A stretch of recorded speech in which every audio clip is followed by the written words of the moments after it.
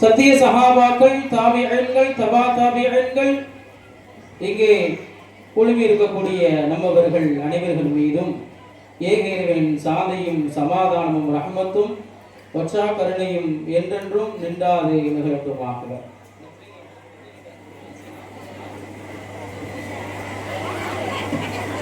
அருமையானவர்களே, உலகத்தில் மனிதன் வாழ வேண்டும்.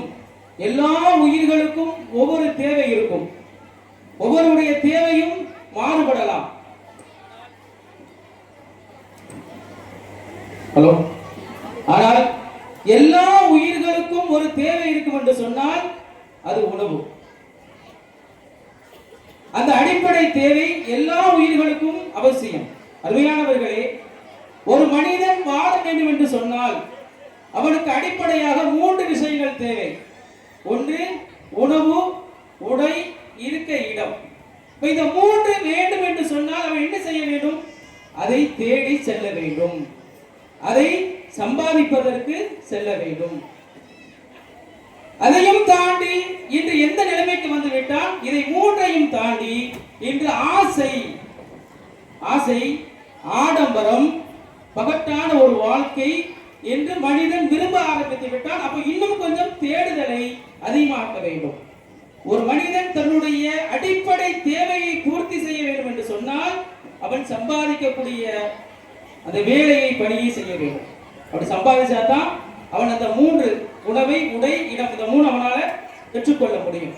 இது பெற்றுக்கொள்ள வேண்டும் என்று சொன்னால் அவன் சம்பாதிக்கணும் இல்ல. அப்படி சம்பாதிக்க செல்லும் பொழுது இன்னைக்கு பெரும்பாலானவர்கள் எப்படி சம்பாதிக்கிறாங்க? இன்று பொதுவாகவே உள்ளூர்களில் அக்காலத்தில் இருக்கக்கூடிய அடிப்படை தேவை மட்டும் பூர்த்தியானா போதும். உடுத்த உடை, உண்ண உணவு, இருக்க இடம் இருந்தால் போதும். ஆனால் இன்று காலங்கள் மாற, நாகரிகங்கள் மாற, தேவைகள் அதிகமாகும் பொழுது உள்ளூர்ல இருந்தா சரியாகுமா? அப்ப அந்த கட்டத்துக்குள் அவன் தள்ளப்படுகின்றான். அவன் சரி வராதா? இல்லையா? சரி வராது.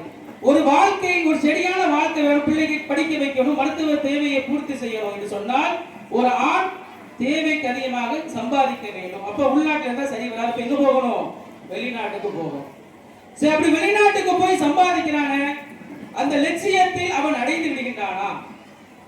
அங்க போய் அவனுடைய தேவையை, மனைவியுடைய ஆசையை, பொருளாதாரத்தை, இந்த சமூகத்தில் ஒரு ஸ்டெடியான ஒரு வாழ்க்கையில் அவன் பெற்றுக்கொள்கின்றானா அப்படிங்கிற ஒரு கேள்வி. இல்ல பெற்றுக்கொள்ளலையா என்கிற இன்னொரு கேள்வி. அருமையானவர்களே, வெளிநாட்டு வாழ்க்கை ஒரு ஆண் அதிகமாக பெற்றது அதிகமா, இழந்தது அதிகமா என்பதுதான் இந்த வாதம். அருமையானவர்களே, பொதுவாக சொல்லும் பொழுது வெளிநாடுக்கு சென்றோம் என்று சொன்னால் குடும்பத்தை பிரிந்து செல்ல வேண்டும், உறவுகளை பிரிந்து செல்ல வேண்டும். ரசூலுல்லாஹி ஸல்லல்லாஹு அலைஹி வஸல்லம் சொல்லும் பொழுது பாக்கியம் பெற்றவன் யார்? நல்ல மனைவியும் சொந்த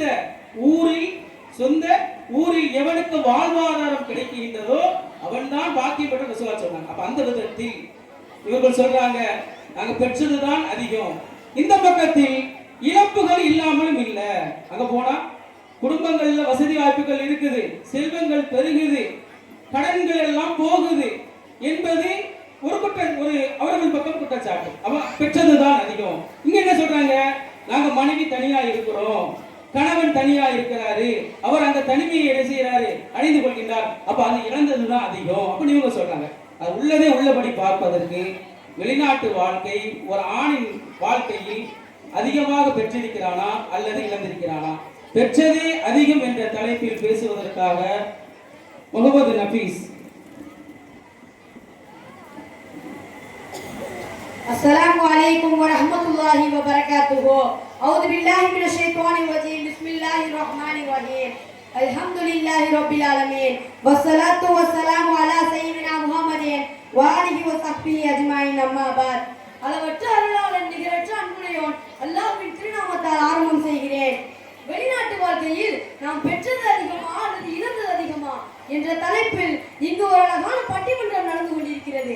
இப்பட்டிமன்றத்தை சீரோடும் சிறப்போடும் நடத்தி கொண்டிருக்கிற எங்கள் பள்ளியின் ஹஸ்ரத்மார்களே, சட்டை பை நிறைய ரூபாய் நோட்டுகளை அடுக்கி வைத்து கம்பீரமாய் உய்யாரமாய் அமர்ந்திருக்கும் எங்கள் அருமை நடுவர் அவர்களே, செல்வ செழிப்பால் முகத்தில் மகிழ்ச்சியோடு அமர்ந்திருக்கும் எனது அணியின் சகோதரர்களே, பாவம் சாப்பிட்டு பல நாளான மாதிரி வாடி போயிருக்கும் எதிரணியினரே, இந்த பட்டிமன்றத்திற்கு வருகை தந்திருக்கும் இப்பள்ளியின் நிர்வாகிகளே, ஜமாத்தார்களே, எனது அருமை தாய்மார்களே, உங்கள் அனைவருக்கும் என் இதயம் என்னும் பள்ளத்திலிருந்து துள்ளி எனும் சலாமை கூறி உரையை ஆரம்பம் செய்கிறேன்.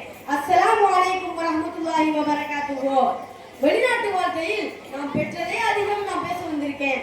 மாண்புமிகு நடுவர் அவர்களே, நான் இந்த மேடையில் நின்று வெளிநாடு என்ற சொல்லை உச்சரிக்கும் போதே இங்கு பலருடைய கண்ணில் ஒரே நேரத்துல பணம், கண்ணீர், தனிமை, மரியாதை எல்லாமே வந்து போகுது. ஆனா நான் இன்று ஒரே ஒரு தெளிவான நிலைப்பாட்டோடு பேசுகிறேன் நடுவர் அவர்களே. வெளிநாட்டு வாழ்க்கையில் நாம் இழந்ததை விட பெற்றதே அதிகம். கஷ்டம் இல்லைன்னு நான் சொல்லல, வழி இல்லைன்னு நான் மறுக்கவும் இல்லை. ஆனா அந்த வழியிலிருந்து தான் இந்த வாழ்க்கை இருந்துச்சுன்னு தான் சொல்றோம். மாண்புமிகு நடுவர் அவர்களே, வெளிநாட்டு வாழ்க்கையில்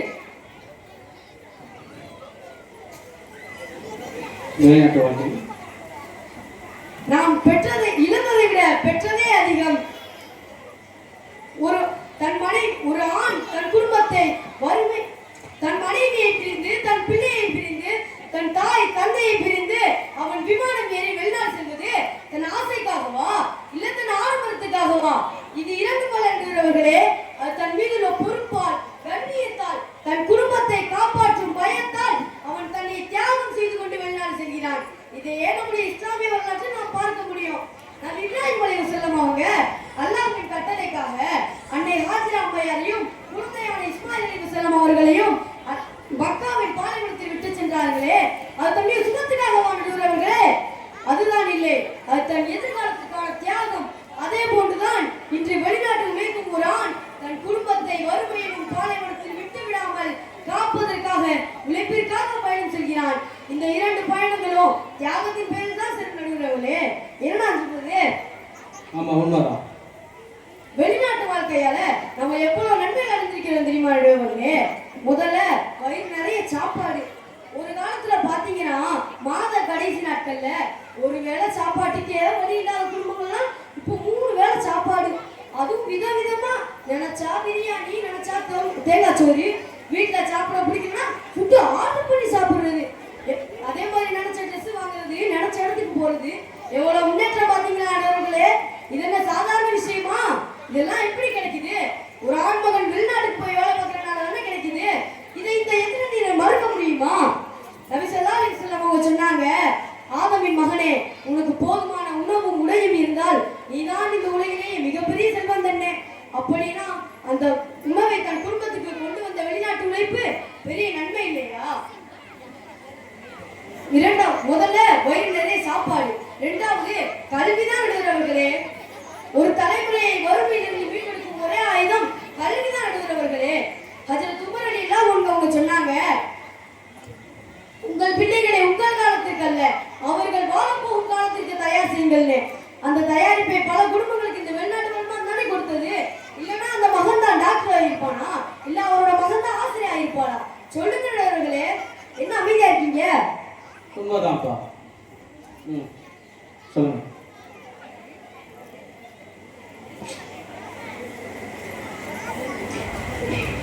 வெளிநாட்டுல ஒரு தந்தை சம்பாதிக்கிறனாலதான் இன்று அவர்களுடைய பிள்ளைகள் அவர்களுடைய லட்சியத்தை கூட அடைய முடியுது.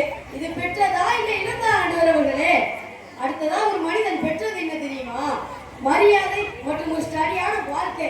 ஒரு காலத்துல பாத்தீங்கன்னா தான் குடும்பமே அவன் ரொம்ப கேவலமா பேசியிருக்கும். ஆனா இப்போ அவன் ஃபாரின்ல வேலை பார்க்கறதுனால வரவங்க நிக்கலாம், என் புள்ள வெளிநாட்டுல வேலை பார்க்கறான்னு ரொம்ப பெருமையா சொல்றது. நம்முடைய இஸ்லாமிய மார்க்கம் கை நீட்டாமல் வாழ்வது சிறந்தது என்று மிக அழகாக நமக்கு எடுத்துரைக்குது. மேலும் நபி ஸல்லல்லாஹு அலைஹி வஸல்லம் சொன்னாங்க, மேல் இருக்கும் கையே கீழ் இருக்கும் கையை விட சிறந்தது என்று. அதாவது கொடுக்கும் கை வாங்கும் கையை விட சிறந்தது என்று. நம்முடைய இந்த வெளிநாட்டு வாழ்க்கையை நாம் பிறருக்கு உதவக்கூடிய அளவுக்கு நம்மை உயர்த்தி இருக்கிறே. என் எதிரிடம் கேட்கலாம், கல்வி, உணவு, பொருளாதார முன்னேற்றம் இதெல்லாம் இருந்தோம், அவன் அருகில் இல்லையப்பா என்று எங்கள் மீது குற்றச்சாட்டு வைக்கலாம். ஆனால் அவன் அருகில் இருந்தா அந்த குடும்பம் நிமிர்ந்திருக்குமா? பல குடும்பங்கள் ஆணில்லாம உடைஞ்சு போகிறவர்களே, வறுமையால உடைஞ்சு போச்சு. சகாபாக்கள்